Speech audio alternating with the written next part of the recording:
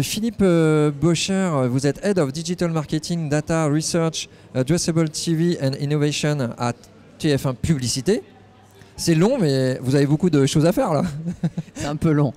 Donc enchanté. Enchanté. Donc là on est sur un format qui s'appelle l'interview immersive. On a plusieurs formats sur ce Hub Live. Donc est-ce que vous pouvez, on va commencer par vous demander quels sont les nouveaux besoins selon vous, les tendances que vous identifiez et qui sont identifiées par les retailers cette dernière année. Alors c'est vrai que la chance qu'on a côté TF1, c'est que dans nos plus grands clients, vous allez trouver à peu près tous les retailers et toutes les marques de grande consommation. Donc on les voit tous. Et les grands sujets, évidemment, je ne vais pas complètement vous surprendre, qu'ils abordent avec nous. Le premier sujet cette année, clairement, c'est l'inflation. Et j'allais dire pour paraphraser une émission célèbre de TF1, c'est comment trouver le juste prix. Et aujourd'hui, pour les retailers comme pour les grandes marques, ce juste prix, il est compliqué à trouver. Deuxième grand sujet qu'on voit beaucoup et sur lequel on essaye d'accompagner nos clients annonceurs, c'est la data retail. Il n'y a aucun doute sur le potentiel de cette data retail. En revanche, c'est comment je la fais fructifier. Comment je trouve les bons leviers d'activation et d'analytics pour cette data retail.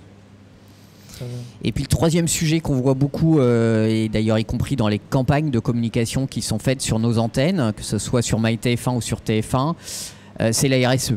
Je pense que ce matin, et peut-être déjà hier, on va beaucoup parler de la suppression annoncée des catalogues papier pour les retailers. La question de trouver les bonnes alternatives, elle est au centre des discussions et des échanges que j'ai avec à peu près toutes les marques. Et puis, au-delà des catalogues, il y a aussi comment valoriser les engagements RSE des retailers. Ils font plein de choses. Ils ont un vrai rôle à jouer dans la transformation. Et ils font déjà beaucoup de choses qui ne sont pas encore peut-être suffisamment connues du grand public. Très bien, merci beaucoup pour cette introduction. C'est vrai que c'est des gros sujets qu'on entend beaucoup abordés pendant ce retail e-commerce 2023. Et vous, alors face à quel challenge avez-vous été confronté? Comment vous avez répondu? Et surtout, quelle stratégie vous comptez aussi mettre en place pour répondre à ces nouveaux besoins finalement? La stratégie côté TF1, elle s'appuie déjà avant tout sur nos contenus. Voilà, vous avez été jusqu'à 30 millions à regarder la finale de la Coupe du Monde sur les antennes de TF1. Dans 2 semaines, Koh-Lanta revient. Pendant les coupures pub, il y aura des pubs de retailers, il y aura des pubs de grandes marques. Donc c'est toute notre dimension mass média. Et justement, comment on peut aider nos clients commerçants à répondre à leurs défis. Le mass média, c'est une des façons d'y répondre. Je parlais de l'inflation tout à l'heure. On avait mené il y a quelques années une étude, et on va le refaire cette année, sur le lien par exemple entre ma brand equity, donc toute la communication que j'ai pu faire, mon image de marque, et ma capacité à monter les prix. Bah oui, pour des marques qui sont en télé régulièrement et qui ont développé leur image de marque, qui ont travaillé ce capital de marque, ça sera plus simple d'augmenter les prix sans perdre de part de marché. Pour des marques qui ont disparu des antennes, ça sera plus compliqué. La perte de part de marché sera plus dure. Ça, c'est des liens des études qu'on va refaire cette année pour retravailler et bien chiffrer un peu ce lien entre élasticité prix et brand equity. Ça, c'est le mass media et le TF1 que tout le monde connaît. Peut-être celui qui est moins connu, c'est le deuxième pilier de la stratégie, c'est l'adressable. Aujourd'hui, entre MyTF1 et la télévision segmentée, vous pouvez cibler vos publicités, géolocaliser vos publicités et même cibler de la publicité sur de la data retail. Très bien. Alors, donc, comment va évoluer, c'est la question un peu naturelle, comment va évoluer l'expérience client donc, sur le moyen, puis aussi à long terme, si vous pouvez vous risquer à vous prononcer sur un long terme avec tout la vitesse de mouvement de tout ce qui se passe en ce moment. Et puis surtout, quels seront je finirai juste là-dessus, sur les points d'attention des retailers ces prochaines années, finalement.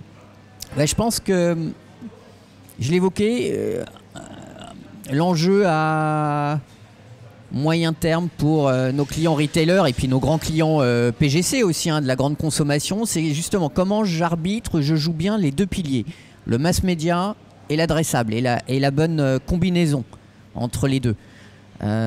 Sur l'adressable, j'évoquais, on a noué de nombreux partenariats. Le sujet des alliances va être central, et j'imagine que dans les travées aujourd'hui du Hub Institute, il y a déjà des discussions sur ces sujets d'alliance.